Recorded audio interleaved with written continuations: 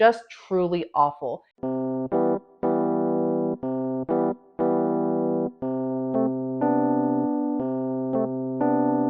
Hello everyone, and welcome back to my channel, Just Another Struggling Writer, the beleaguered author's one-stop shop for commiseration and hopefully inspiration. My name is Carrie Scher, and I am just another struggling writer. For today's video, I will be doing my January reading wrap-up, and right off the top, this is the most successful reading month I've had as an adult. I can't remember reading this much since I was in high school, but I hope that it is a trend that I will carry throughout the year. In my New Year's reading resolutions goals, I said that I wanted to read 75 books this year for an average of 6 books a month, and I blew that out of the water. I finished January with 10 completed books and 1 DNF. That's an astronomical amount of reading for me. Last year, I finished with about 35 books at 3 books a month, so this is already a huge improvement.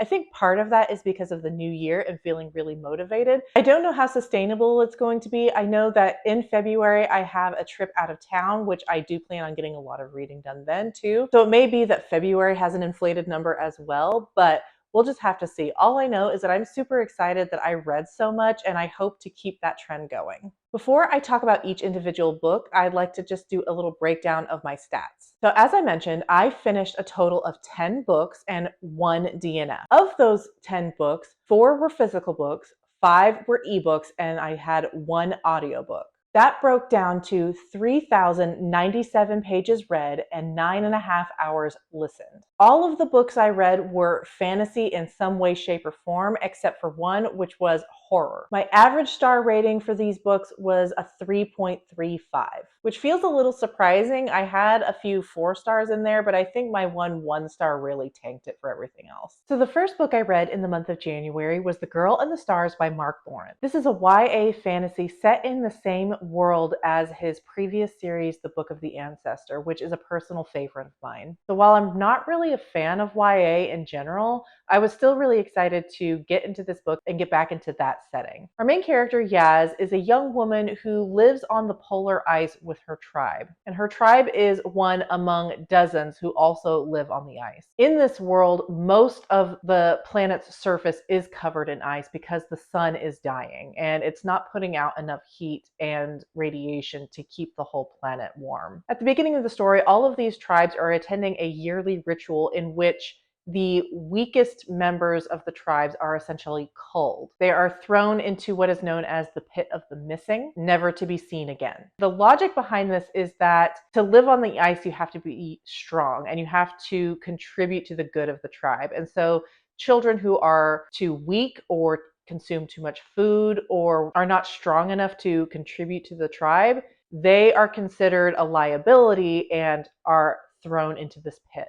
Yaz has known for years that she is going to be thrown. She has always felt different from the other members of her tribe. In fact, she describes herself as being broken. So she is approaching this ritual with a sense of finality that this is going to be the end of her life.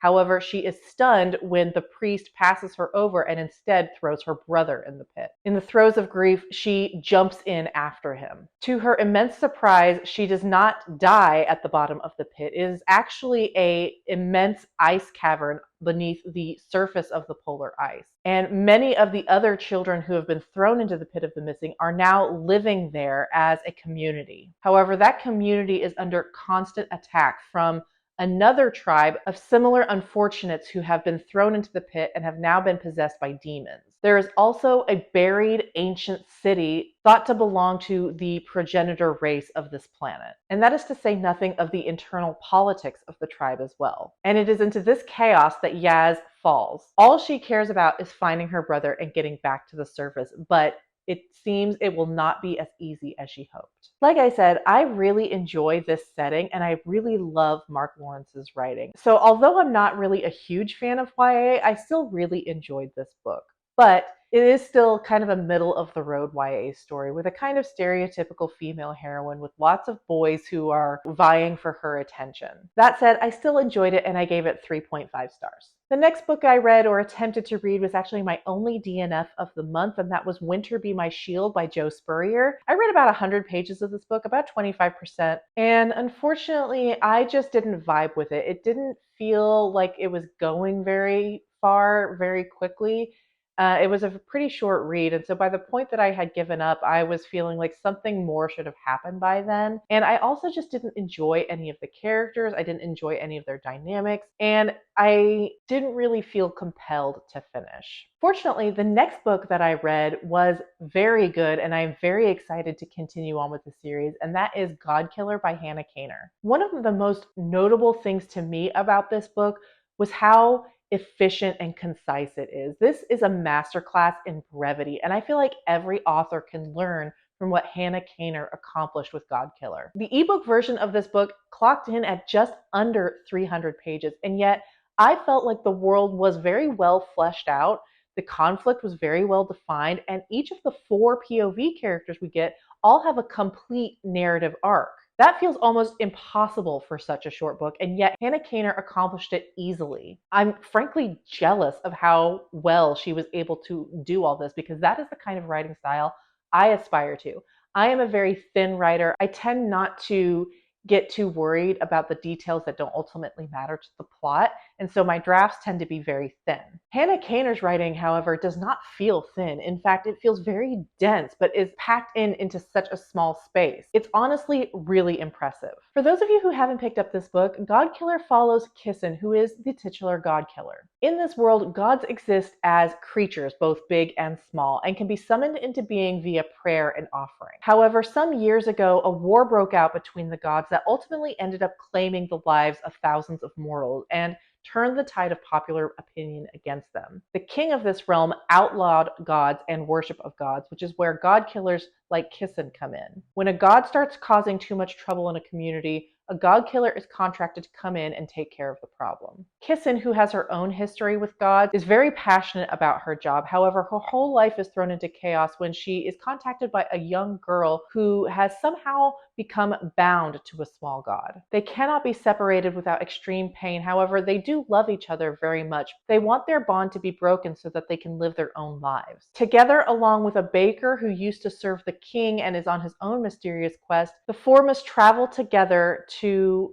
accomplish the goal of separating the girl and her god. And honestly, that synopsis I feel doesn't do this book justice. I really highly recommend it. I gave it 4.5 stars. The next book I read was The Unmaking of June Farrow by Adrienne Young. This is a contemporary sort of magical realism story that is really hard to talk about without spoiling it, so I'm going to be a little bit vague. Our main character is June Farrow, and she belongs to a family whose women have all succumbed to this kind of madness, including her own mother, who went missing when she was a child. June desperately wants to break this curse. However, she is in a race against the clock as she is starting to show symptoms of this madness as well. And that's really all I can say. If that sounds interesting at all to you, I really recommend you pick it up.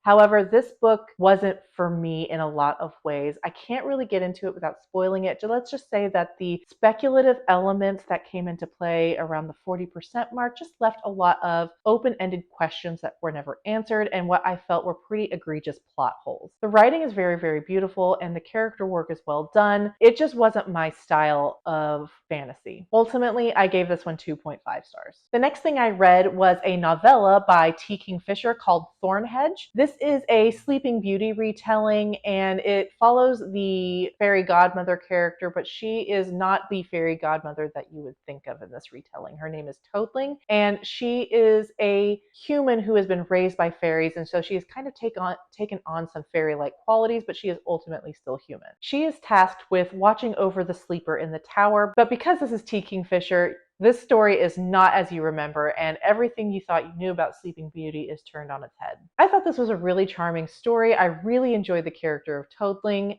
and it was just a nice, easy read, only about 100 pages in length, and it serves as a sort of palate cleanser between larger and longer books. It's not T. Kingfisher's strongest work, but like I said, still very enjoyable. I gave it 4 stars. The next book I read was The Stone Sky by N.K. Jemisin. I read this as part of my cozy reading vlog series over the course of a single weekend, and wow, that series is very emotional, and it was very difficult for me personally to read through the course of 1 through 3. In fact, I put off reading Stone Sky for 2 years after I finished The Obelisk Gate because I feared what it was going to do to me emotionally. That being said, I actually felt like this was the weakest of the 3. While all of the emotional gut punches and the stunning character work and the character development was there, the plot was very, very thin. It was more about the character's journey emotionally and the coming to terms with what they had to do and what the end of their journey might look like. But there wasn't much else plot-wise. And while it was still very, very strong, it did feel very, very slow. That being said, I loved the ending. All of the characters I felt got the ending that they each deserved, and that the ending made perfect sense to me. I was completely satisfied and happy with the way that it ended. So even though it felt a little bit slow, I ended up giving it 4 stars, and this is truly a magnificent, wonderful, satisfying end to a series that will live in my heart forever. The next book I read was the complete opposite, and it was my only 1 star of the month, and that is Starling House by Alix E. Harrow. I have a full review of this up on my channel. I'll link it below, but the summation is I hated this book. I really, really hated the main character. I thought she was awful. I thought she treated everyone else in the book awful, including the one person she proclaimed to care about the most. Awful. Liar, just making bad decisions, takes no accountability for herself and the shitty things that she does to other people. Just truly awful. That, on top of the fact that the fantasy elements were very, very poorly integrated and not very interesting at all, just made for a very unpleasant reading experience for me. I really wanted to DNF this around the 50% mark, but I had just DNF'd Winter Be My Shield, and I was determined to finish a recent release so I could review it on my channel, but it was not, again, it was not a very pleasant experience. I really, really, really hated it. And if you're interested in more of my thoughts as well as some minor spoilers, you can watch the full review. I'll link it below. Yeah, I gave it 1 star, if that wasn't obvious. The next book I read is unfortunately subject to the St. Martin's Press marketing boycott. If you're not familiar with the boycott, I will link all the information below. And while my channel is hardly an influencer account, I am still a supporter of this boycott. Therefore, I will not be mentioning the title or my feelings on it until the boycott is lifted. The next book I read was The Bear and the Nightingale by Katherine Arden. This is a historical fantasy set in Russia, and it follows the family of a minor noble lord in the wilderness of northern Russia. The main character is the youngest daughter of this family named Vasya, and she has inherited a sort of strange power that runs in her mother's family. However, her mother died shortly after giving birth to her, and so she was never able to be taught about this power. Eventually, her father remarries, and Vasya's new stepmother changes the entire dynamic of the family and the homestead. As Vasya becomes increasingly isolated from her family, more and more strange things happen in the village, ultimately resulting in a complete fracture of the family. I have heard that this is a fan favorite.